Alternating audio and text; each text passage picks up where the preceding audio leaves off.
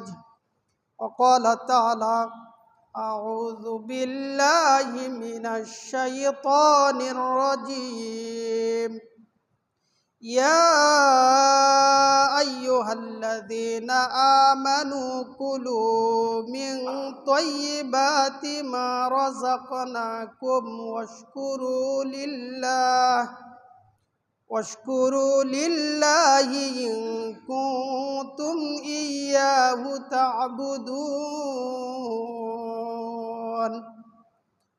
عن أبي هريرة عن النبي صلى الله عليه وسلم قال: الطعام الشاكر بمنزلة الصائم الصابر. رواه الترمذي. আলহামদুলিল্লাহ, যাবতীয় প্রশংসা গুণগান সেই মহান আল্লাহ সুবহানাহু ওয়া তাআলার, যে মহান স্রষ্টা আমাদেরকে জুমার সালাত আদায়ের উদ্দেশ্যে জুমার ঘর মসজিদে আসার, সালাতের পূর্বে খুতবায় কিছু কথা বলার এবং শোনার সুযোগ দিয়েছেন, তার শুকরিয়া আলহামদুলিল্লাহ। সালাত এবং সালাম প্রিয় নবী মুহাম্মদ সাল্লাল্লাহু আলাইহি ওয়াসাল্লামের প্রতি। মসজিদে উপস্থিত দ্বীনি মুসলিম ভাই বোন, আমি খুতবায় সূরা বাকারার 172 নম্বর আয়াত এবং তিরমিজিতে বর্ণিত একটি হাদিস উপস্থাপন করেছি। উল্লিখিত আয়াত এবং হাদিস নিয়ে আমার আলোচ্য বিষয়, যেই সমস্ত ইবাদতে সিয়ামের সওয়াব পাওয়া যায়। আমরা রমজান মাস সিয়াম সাধনার মাধ্যমে অতিক্রম করেছি। গত সপ্তাহে নফল সিয়ামের একটি প্রকার আমরা আলোচনা শুনেছি এবং আমলের চেষ্টা করেছি। তো তারই ধারাবাহিকতায় আমরা জানব যে সিয়াম পালন না করলেও সিয়ামের সওয়াব পাওয়া যায় এরকম কিছু আমল। এমনকি কিছু আমলের ক্ষেত্রে এরকমও বর্ণনা পাওয়া যায় যেটা সিয়াম পালনের চাইতেও শ্রেষ্ঠ। কিছু আমলের ক্ষেত্রে পাওয়া যায় সিয়ামের ফজিলত, আবার কিছু আমল সিয়ামের চাইতেও ভালো। তো এই মর্মে আমি আপনাদের সামনে 11টি পয়েন্টে আলোচনা নিয়ে আসবো ইনশাআল্লাহ। যে সমস্ত আমল আমরা আমাদের জীবনে বাস্তবায়ন করলে সিয়াম পালনের মর্যাদা আমরা পাবো ইনশাআল্লাহ, যেটা কোরআন এবং হাদিস দ্বারা সাব্যস্ত। তো সেই বিষয়গুলোর মধ্যে প্রথম বিষয় হলো জ্ঞান অর্জন করা। আল্লাহ তাআলা যে বিধান নাজিল করেছেন এই বিধান সম্পর্কে জানা, এই বিধান নিয়ে চিন্তা ভাবনা করা এবং এই বিধান নিয়ে আমাদের জীবনে বাস্তবায়ন করা, তাহলে আমরা সিয়ামের পরিমাণে সওয়াব পেয়ে যাব। মুআজ বিন জাবাল রাদিয়াল্লাহু আনহু বলেন, ইন্নাল ইলমা হায়াতুল কুলুব মিনাল জাহাল। অবশ্যই জ্ঞান, কোরআন সুন্নাহর জ্ঞান, যেটা অজ্ঞতা থেকে অন্তরকে জীবন দান করতে পারে। ইন্নাল ইলমা হায়াতুল কুলুব, অবশ্যই জ্ঞান হলো অন্তরের জীবিত থাকা, মিনাল জাহাল, অজ্ঞতা থেকে। একজন অজ্ঞ মানুষ, মূর্খ মানুষ আর একজন শিক্ষিত মানুষের মধ্যে অনেক পার্থক্য দেখা যায়, যেটা আমরা সমাজেও লক্ষ্য করলে দেখি। অনেক সময় ব্যতিক্রম হতে পারে যে শিক্ষিত মানুষেরও ব্যবহার খারাপ হতে পারে, তবে স্বাভাবিকভাবে যারা শিক্ষিত, যারা জ্ঞানী গুণী, তাদের চলাফেরা, আচার ব্যবহার এটা সাধারণ মানুষের চাইতে ভিন্ন। এটা দুনিয়াবি লাইনে তো হয়, আর যাদের মধ্যে কোরআন সুন্নাহর জ্ঞান থাকে তাদের কথা তো আরো অনেক উপরের পর্যায়ে। তো মুআজ বিন জাবাল রাদিয়াল্লাহু আনহু বলেন যে অবশ্যই জ্ঞান অন্তরের জীবিত থাকা। যাদের ইলম নাই, জ্ঞান নাই, তারা অন্তরের দিক থেকে মৃত, তারা মারা গিয়েছে। যদিও আমরা দেখতে পাই যে তারা জীবিত, তারা মারা যাওয়ার মতো। এই কথাগুলো বলতে গেলে আবু জাহেলের কথা চলে আসে। যে আবু জাহেলের নাম ছিল আবুল হাকাম, আর হাকাম মানে বিজ্ঞ, জ্ঞানী। তো আবু জাহেল ছিল ওই সময়ের সবচাইতে শিক্ষিত মানুষ, ভালো মানুষ। কিন্তু যখন ইসলামের জ্ঞান চলে আসলো, ইসলামের দিক নির্দেশনা মেনে নিল না, তখন তার নাম আবুল হাকাম থেকে আবু জাহালে রূপান্তরিত হয়ে গেল। রাসূল সাল্লাল্লাহু আলাইহি সাল্লাম তার নাম দিলেন আবু জাহাল, মানে মূর্খ, সে অজ্ঞ। আবু শব্দের অর্থ হলো পিতা, আবুন মানে মূর্খর বাপ, মানে সবচাইতে বড় মূর্খ, সে অজ্ঞ। কেন? কোরআন সুন্নাহর বিধান সে মেনে নেয়নি তাই। তাহলে এলেম বিদ্যা বুদ্ধি যার থাকবে সে জীবন্ত, আর যদি এলেম না থাকে সে হলো মৃত, যেটা কোরআনের অন্য আয়াত দ্বারাও সাব্যস্ত। আল্লাহ তাআলা বলেন, হে ঈমানদারগণ, যখন তোমাদেরকে নবী আহ্বান করে তোমাদেরকে জীবন দান করার জন্য, মানে ইসলামের জীবনই জীবন, আর ইসলাম মাফিক জীবন যাপন করা জীবন নয়, এটা মৃত মানুষের সমান। তো মুআজ বিন জাবাল রাদিয়াল্লাহু আনহু বলেন যে অবশ্যই জ্ঞান হলো অন্তরের জীবিত থাকা, আর কি মাসাবিহুল আবসার মিনাজ যুলাম, আর চোখের জ্যোতি যাবতীয় অন্ধকার থেকে সে দেখতে পায় কোনটা ভালো কোনটা মন্দ। ইয়াবলুগুল আবদু বিল ইলমি মানাজিলিল আখিয়ার ওয়াদ দারাজাতিল উলা ফিদ দুনিয়া ওয়াল আখিরা, আর সে ইলমের মাধ্যমে দুনিয়া আখিরাতের সর্বোত্তম মর্যাদা পেতে পারে। আরো কি করতে পারে? ওয়াত তাফাক্কুরু ফি তা'দিলুস সিয়াম, আর এই জ্ঞান নিয়ে চিন্তা ভাবনা করা, এই জ্ঞান নিয়ে গবেষণা করা তা'দিলুস সিয়াম, সিয়ামের সমপর্যায়ের মর্যাদা। আরো কি?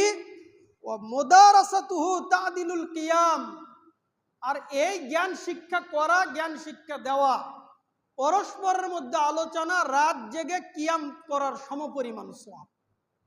তাহলে আমার আলোচনার 1 নম্বর বিষয়, যারা কোরআন সুন্নাহর জ্ঞান জানবে, এই জ্ঞান নিজে জানবে, অন্যকে জানাবে, পরস্পরের আলোচনা করবে। আর এলেমের ফজিলত কি, এটা তো আমরা নভেম্বর ডিসেম্বর মাসে কয়েকটি খুতবা শুনেছি। আজকে শুধু এতটুকু যে যারা এই কোরআন সুন্নাহর জ্ঞান জানবে, তারা সারাদিন না খেয়ে থাকার সিয়াম আর রাত জেগে কিয়াম করার সমপরিমাণ মর্যাদা আল্লাহ সুবহানাহু ওয়া তাআলা তাদেরকে দেবেন। এটা হলো 1 নম্বর পয়েন্ট। 2 নম্বর বিষয়, যে সিয়ামের চাইতেও মর্যাদাপূর্ণ কিভাবে? উমর বিন খাত্তাব রাদিয়াল্লাহু আনহু যখন তিনি কোনো সৈন্যবাহিনীকে যুদ্ধের জন্য প্রেরণ করতেন, যদি সিয়ামের সময় হতো তাহলে তো সিয়াম পালন করা নিষেধ, যে সফরে থাকা অবস্থায় সিয়াম পালন করা যাবে না। এমনকি যদি কেউ নফল সিয়াম আদায় করতে চায়, নফল সিয়ামও নিষেধ।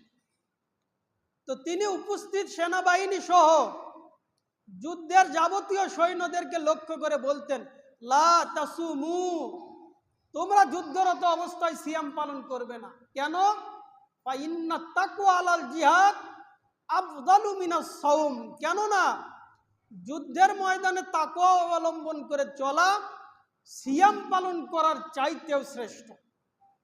তাহলে সিয়াম পালন করে একজন মানুষ দুর্বল হয়ে যাবে, সফরে তার কষ্ট বেড়ে যাবে, এর চাইতে আল্লাহর ভয় নিয়ে চলা, আল্লাহর বিধানগুলো মান্য করে চলা, ওই নফল সিয়াম, এমনকি ফরজ সিয়াম ওই সময় আদায় করার চাইতেও শ্রেষ্ঠ, যে আল্লাহর ভয় নিয়ে চলা। কেন? সিয়াম অসুস্থ থাকা অবস্থা এবং সফরে থাকা অবস্থায়, উভয় অবস্থায় সিয়ামকে আল্লাহ তাআলা কিছুদিনের জন্য স্থগিত রাখেন। যখন সে সুস্থ হবে এবং সফর থেকে বাড়িতে ফিরে আসবে, তখন সে এই দিনগুলো গনে গনে সিয়াম পালন করবে। তো ওমর বিন খাত্তাব রাদিয়াল্লাহু আনহু বলেন যে সফররত অবস্থায় যুদ্ধের ময়দানে সিয়াম পালন করার চাইতে তাকওয়া অবলম্বন করা ভালো, যদিও বা এই সিয়ামের মাধ্যমে তাকওয়া অর্জিত হয়। তো ওই সময়ে সিয়াম পালন করে শারীরিকভাবে দুর্বল হয়ে ইসলামের ক্ষতি করা যাবে না, তার চাইতে সিয়াম পালন না করে আল্লাহর ভয় নিয়ে চলা, আল্লাহর অন্যান্য ইবাদত করা। আল্লাহ তাআলা সালাত ফরজ করেছেন, সফরে যেভাবে সেভাবে পড়া, আল্লাহর অন্যান্য বিধান মান্য করে চলা। আবু ইয়ালা আল মাউসিলি রাহিমাহুল্লাহ বলেন যে তাকওয়া অবলম্বন করে চলা আফজালু মিনাস সিয়ামি ওয়াস সালাতি ওয়াল হজ। তিনি বলেন নফল সিয়াম, নফল সালাত, নফল হজ আদায় করার চাইতে হালাল পথে উপার্জন করা, আল্লাহর ভয় নিয়ে চলা হলো শ্রেষ্ঠ।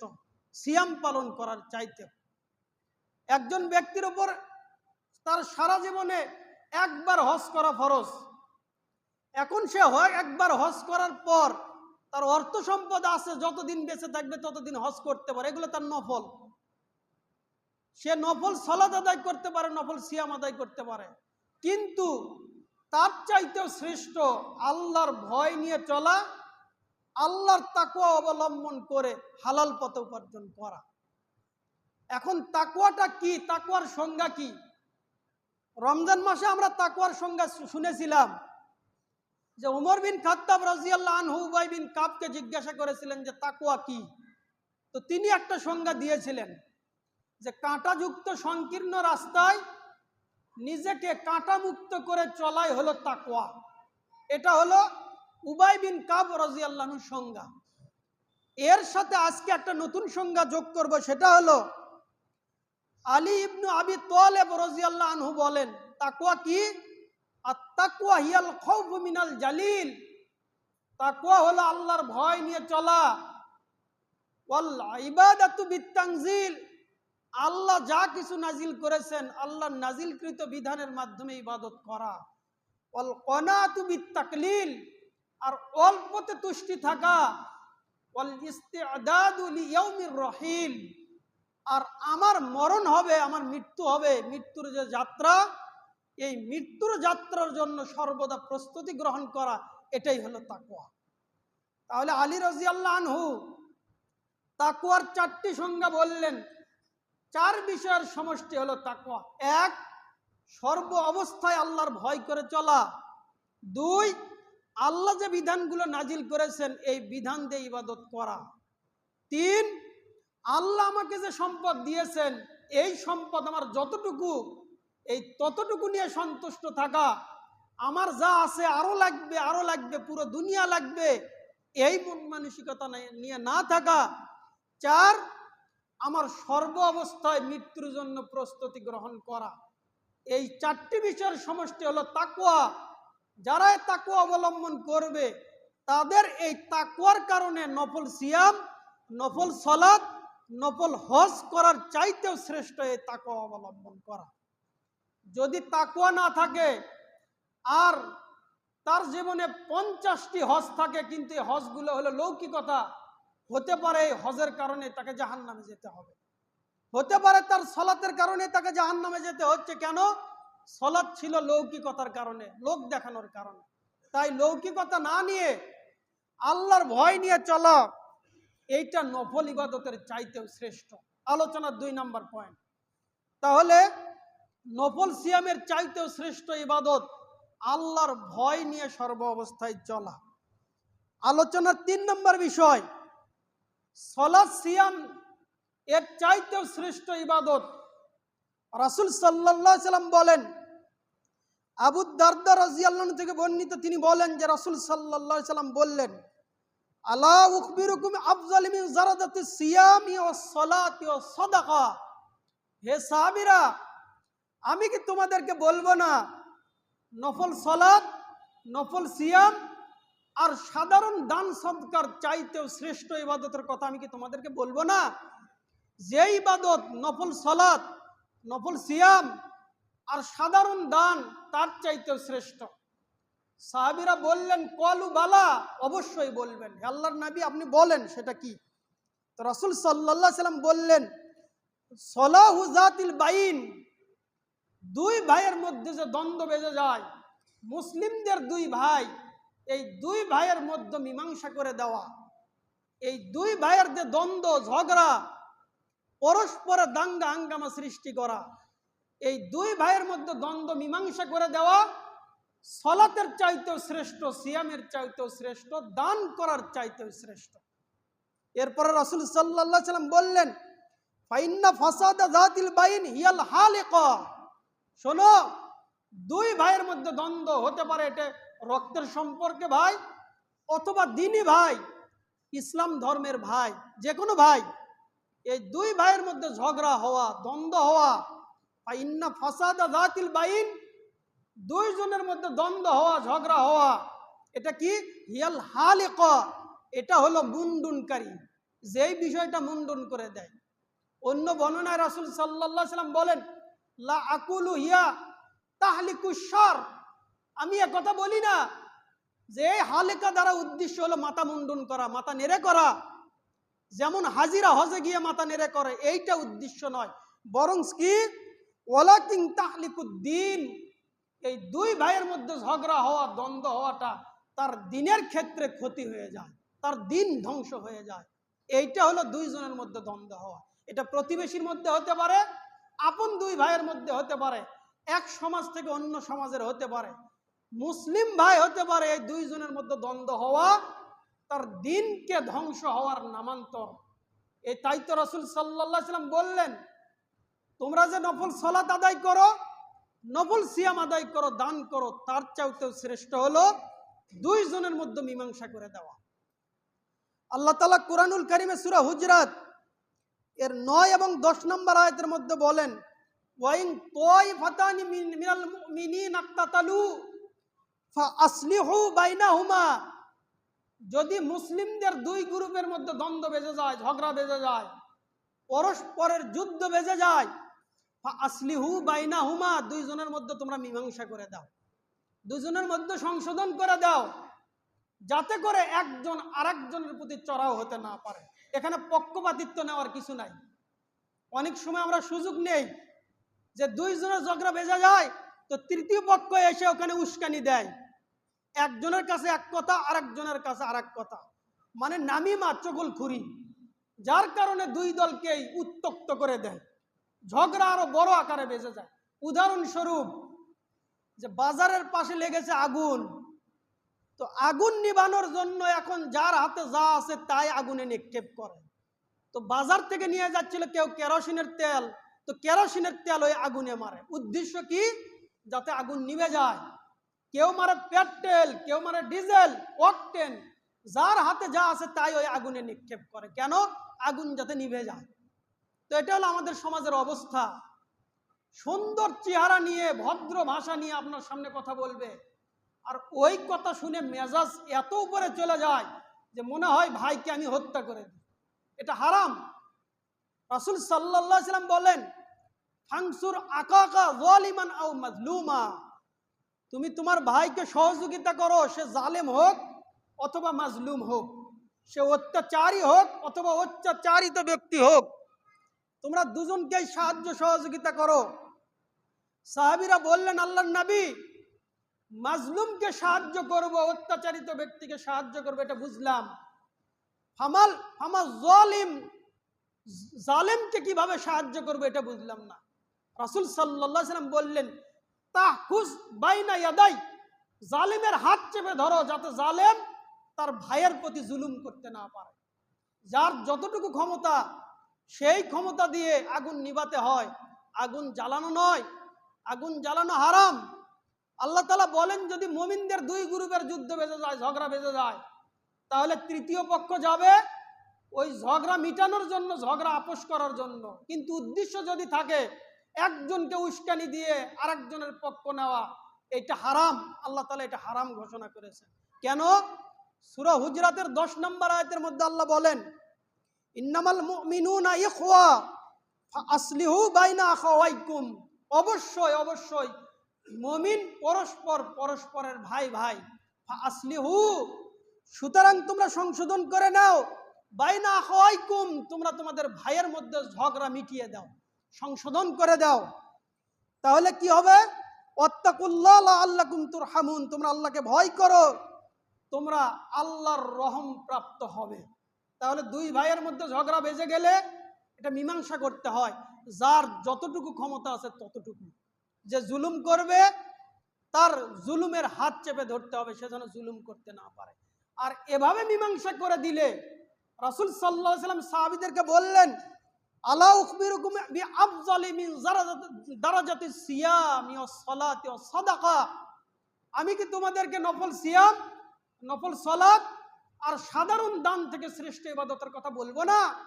তখন তিনি সাহাবীদের প্রশ্নের উত্তরে বললেন যে দুই ভাইয়ের দ্বন্দ্বকে সমাধান করে দেওয়া নফল সিয়ামের চাইতেও শ্রেষ্ঠ ইবাদত। আলোচনার উদ্দেশ্য কিন্তু এইটা নয় যে আমরা নফল সিয়াম আদায় করব না, নফল সিয়ামের ফজিলত আমরা শুনেছি, যে যে নফল সিয়াম আদায় করবে সে সেই ফজিলত পাবে। আর এই সমস্ত ইবাদত করলে আল্লাহ তাআলা এই সিয়ামের মর্যাদা দিবেন, আল্লাহ তাআলা কি ফজিলত দিবেন সেটা আল্লাহ তাআলা ভালো জানেন। তবে সিয়ামের মর্যাদা রাসূল সাল্লাল্লাহু আলাইহি সাল্লাম ঘোষণা করেছেন।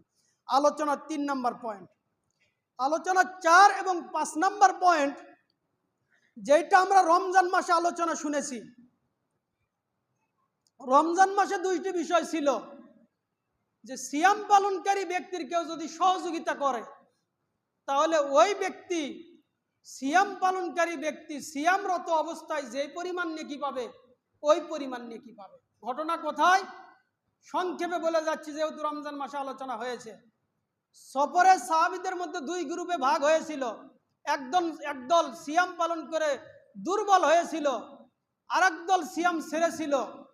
তো সিয়াম পালন করে তারা এতটাই দুর্বল যে তারা শুয়ে পড়েছিল। তাদের তাবু গাড়া, তাদের খাবারের ব্যবস্থাপনা করার তাদের শক্তি ছিল না।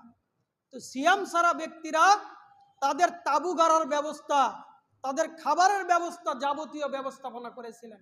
রাসূল সাল্লাল্লাহু আলাইহি সাল্লাম বলেছিলেন, যাহাবাল মুফতিরুন আল ইয়াউমা বিল আজর, আজকের দিনে তো সিয়াম পালনকারীদের যাবতীয় নেকি যারা সিয়াম ছেড়েছে তারা সমপরিমাণ নেকি নিয়ে গেল।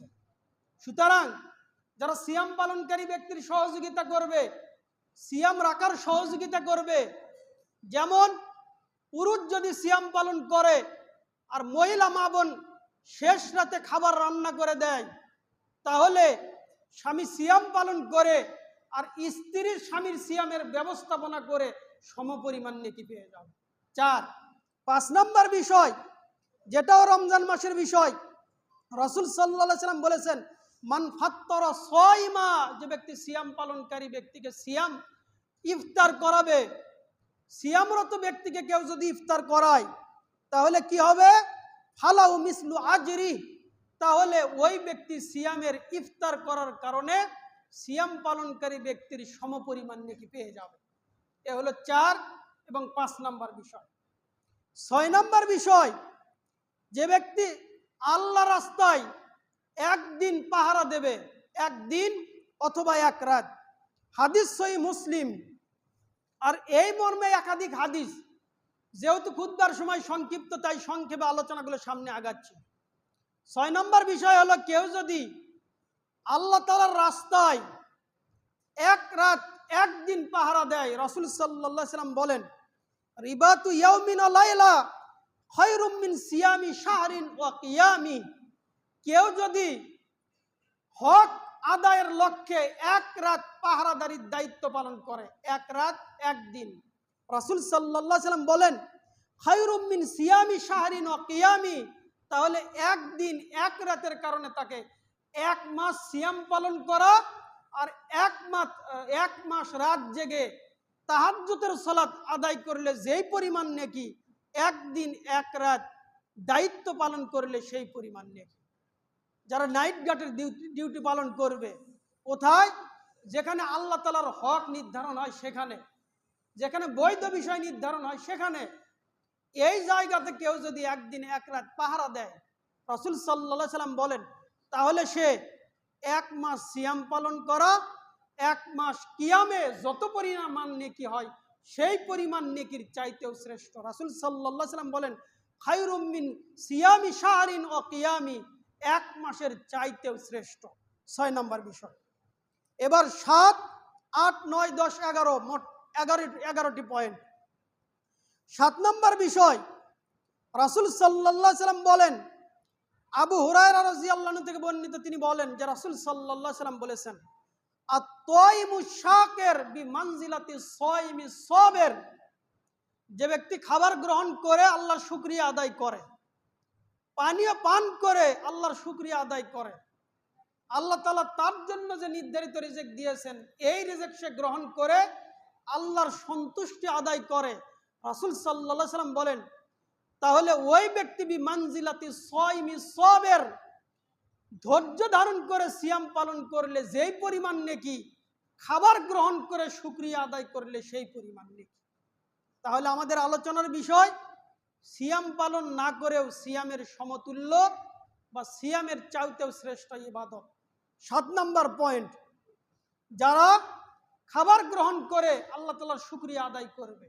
আর শুকরিয়া বিষয়ে আলোচনা আমরা শুনেছি যে শুকরিয়া শুধু আলহামদুলিল্লাহ বলা নয়, শুকরিয়া হলো মন থেকে স্বীকৃতি দেওয়া যে আল্লাহ আমার জন্য যে রিজিক রেখেছেন এইটা আমি মন থেকে মেনে নিয়েছি। মুখে তো শুকরিয়া আদায় করবই, বাকি আমার অঙ্গ প্রত্যঙ্গ, আমার অঙ্গ ভঙ্গি, যাবতীয় বিষয় আমি শুকরিয়া আদায় করব, যে আমি আল্লাহর এই নিয়ামত গ্রহণ করে আমি শুকরিয়া আদায় করলাম। আল্লাহ সুবহানাহু ওয়া তাআলা বলেন সূরা বাকারা আয়াত নম্বর 172 আল্লাহ বলেন, ইয়া আইয়ুহাল্লাযীনা আমানু, হে ঈমানদারগণ, কুলু মিন তাইয়্যিবাতি মা রাযাকনাকুম ওয়াশকুরু লিল্লাহ, হে ঈমানদারগণ, তোমরা আল্লাহ তাআলা তোমাদেরকে যে পবিত্র রিজিক দিয়েছেন এই পবিত্র রিজিক থেকে তোমরা ভক্ষণ করো, তোমরা খাও। ওয়াশকুরু লিল্লাহ, আর আল্লাহ তাআলার শুকরিয়া আদায় করো। ইন কুনতুম ইয়াহু তা'বুদুন, যদি তোমরা একমাত্র আল্লাহ তাআলার ইবাদত করো। তাহলে আমরা যে আল্লাহর ইবাদত করি এই ইবাদতের লক্ষণ হলো আল্লাহ আমাদেরকে যে রিজিক দিয়েছেন এই রিজিক ভক্ষণ করে আমি আল্লাহ তাআলার শুকরিয়া আদায় করি। উল্লেখ্য যে হারামকে আল্লাহর শুকরিয়া আদায় করে আরাম পাওয়া যাবে, তবে এই হারামে আল্লাহর শুকরিয়া আদায় হবে না। কেউ যদি হারামকে আল্লাহর শুকরিয়া আদায় করে, যেটা আমাদের সমাজে ব্যাপকভাবে খেয়াল করলে দেখা যায়, হারাম এসে সন্তুষ্ট, মেয়ে ড্যান্স শেখে, বাবা খুব উৎফুল্ল চিত্রে বলে যে আমার মেয়ে নাচনিওয়ালি মেয়ে হচ্ছে, তাকে খুব ভালো লাগে, সে সমাজে পরিচয় দেয় যে আমার মেয়ে ড্যান্সার। তো এইটা তো শুকরিয়ার বিষয় নয়, এটা ধ্বংসের বিষয়। কেন? যারা গান বাজনা বাদ্যযন্ত্রের সাথে জড়িত থাকবে তাদেরকে রাসূল সাল্লাল্লাহু আলাইহি সাল্লাম বিভিন্নভাবে ধমক দিয়েছেন। তাহলে আমাদের শুকরিয়া আদায় করতে হবে কোথায়? আল্লাহ তাআলা আমাদেরকে যে হালাল রিজিক দিয়েছেন এই হালাল রিজিক ভক্ষণ করে আল্লাহ তাআলা শুকরিয়া আদায় করতে হবে। রাসূল সাল্লাল্লাহু আলাইহি সাল্লাম বলেন, আত-তাইমুশ শাকির, যারা খাবার গ্রহণ করে শুকরিয়া আদায় করবে, বিমানজিলাতি সাইমি সাবির, তারা সিয়াম পালন করবে, ধৈর্যের সাথে সিয়াম পালন করলে যেই পরিমাণ মর্যাদা পায়, তারা খাবার গ্রহণ করে শুকরিয়া করলে সেই পরিমাণ মর্যাদা পাবে। আল্লাহ তাআলা আমাদেরকে আল্লাহ তাআলার বিধানগুলো বুঝে সেভাবে আমাদের চলার তৌফিক দান করেন। আমিন।